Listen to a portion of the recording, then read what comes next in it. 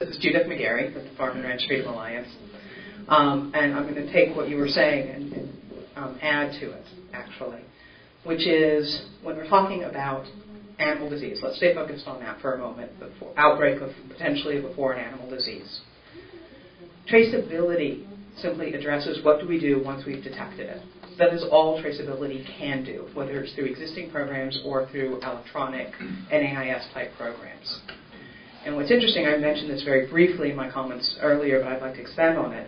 In 2005, the Government Accountability Office, GAO, did a very extensive report looking at our susceptibility to whether it's a terrorist or a natural outbreak of a foreign animal disease.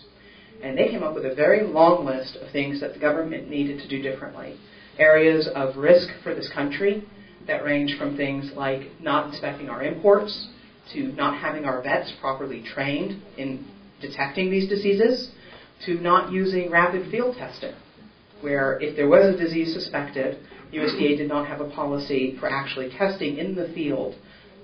If they were sending it off, it was going to take 2 to 3 days or even longer. Long list of things that we needed to change. Traceability wasn't on that list.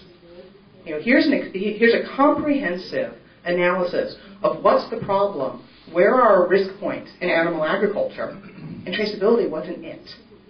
And what's interesting is when you compare that list of what GAO said we needed to change to some of the reports that came out of Great Britain about what went wrong with an FMD outbreak in 2001 and why it was such a disaster for them, they match up pretty darn close.